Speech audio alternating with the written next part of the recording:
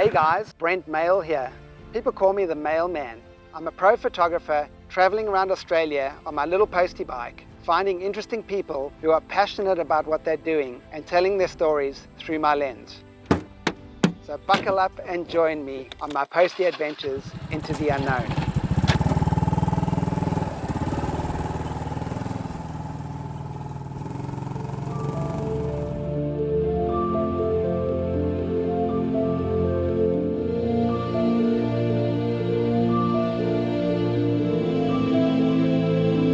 Previous episode of Mailman's Postie Adventures, we have a true adventure over to Fingal Island and up the lighthouse, and Frank surprises us with something really cool. In this episode, I go out to sea on Imagine, photograph Frank, and give away some great tips on how to get amazing portrait images.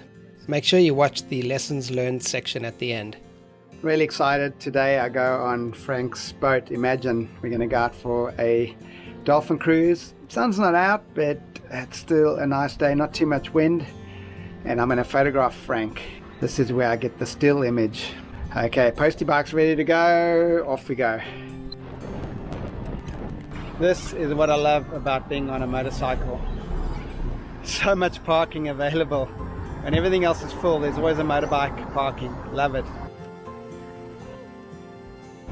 Permission to come aboard, Captain? Yes, come aboard. Welcome aboard. I'm on board Imagine, and we're just waiting for confirmation that I can actually go and sail with Frank, because the boat's pretty full and it can only take so many people.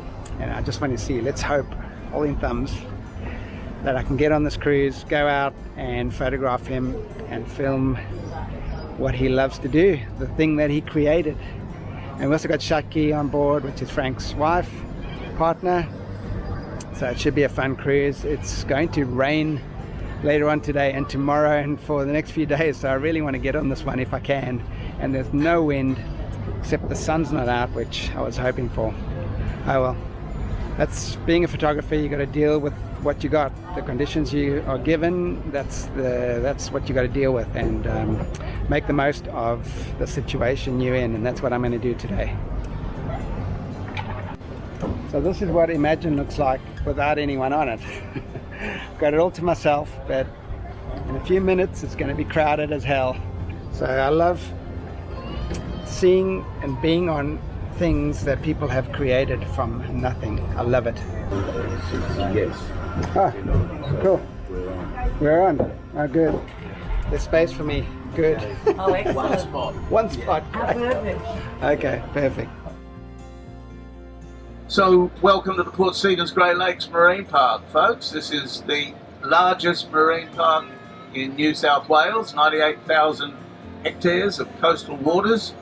In fact, it's the largest marine park south of the Great Barrier Reef, which is the world's largest marine park. We're out in the bay, and I'm trying to get a photograph of Frank. I'm using my favorite portrait photography lens, my 70 to 200 millimeter. I'm trying to find the best shot that tells his story. The other advantage of using a longer lens is you can get further away from my subject and they don't actually know that I'm photographing them. That way I can get natural smiles. More about this in the lessons learned section. We're looking for dolphins. They're in this area. There they are. Time for the kids to swim with the dolphins. Tail muscle alone weighs nearly half the weight of the entire animal. Very powerful tail muscle that can get them moving at up to 20 knots over a short burst. One swims right under the boat. So of all the mammals on the planet, scientists tell us that the bottlenose dolphin that we're looking at right now has the largest brain in comparison with its body mass and all the muscles it has to move around than any other mammal except us.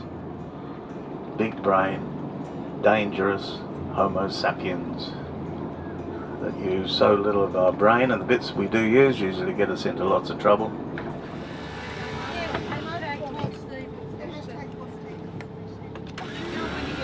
We're under sail now. No more diesel engines. Frank has hoisted the sails above me there, and we are cruising just by the wind. It's beautiful, it's quiet.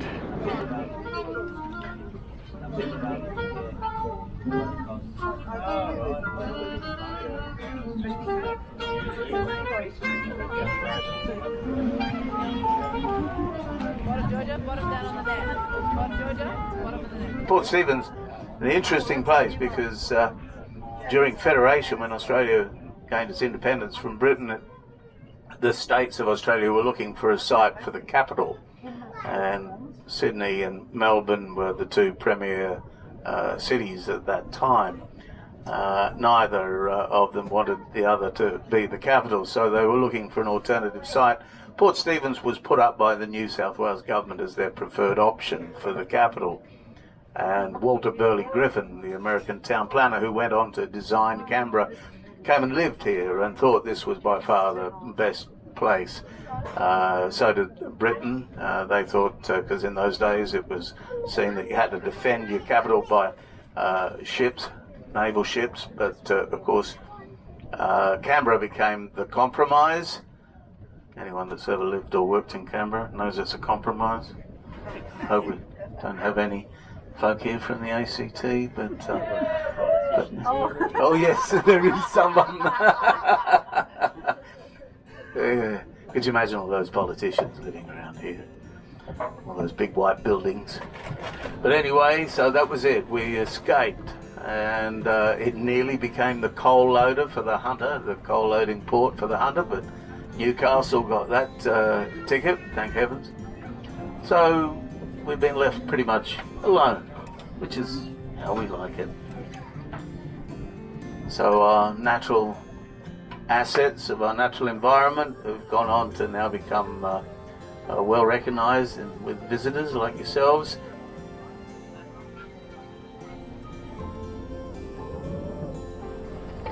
Oh, that was a great time, I imagine. We sailed into port, which is beautiful. We didn't have to have the motors. Only right at the end, Frank started up the engines to get in, but we used the wind, which is awesome. Magic.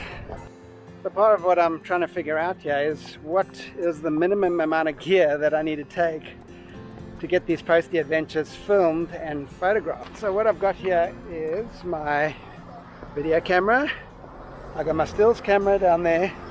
I got my drone down there, and I'm photographing or filming this with my GoPro equivalent with the DJI Osmo Action, because it's got image stabilization, which I really like.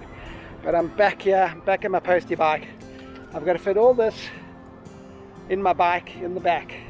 That's the challenge for me. Go minimalistic, but I want the right gear to create an amazing, well-filmed documentary. I love a challenge, don't you?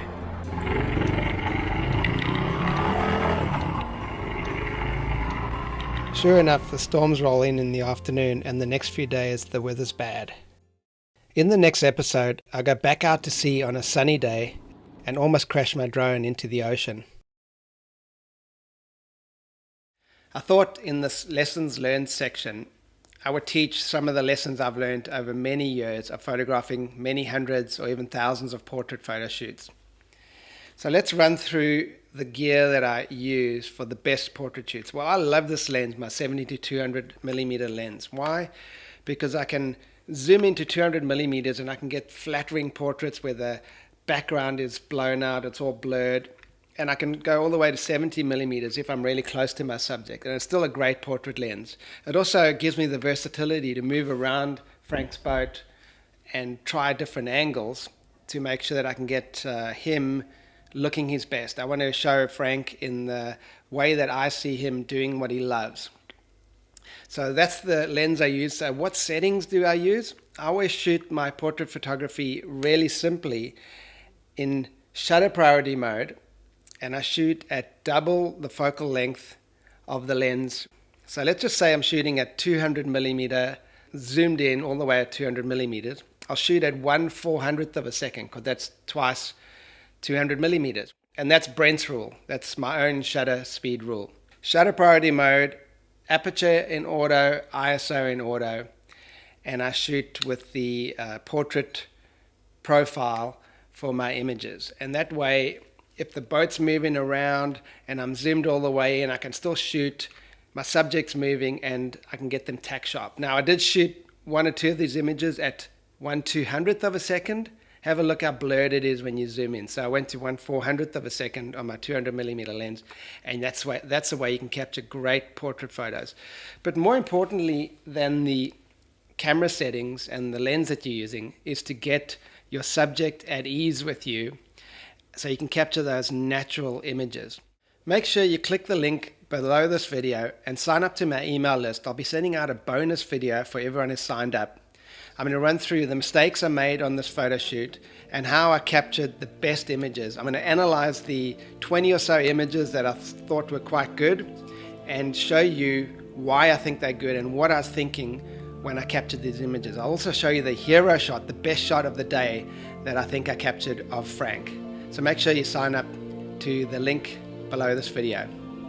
This is Brent, the Mailman. Catch you in the next posty adventure. Cheers.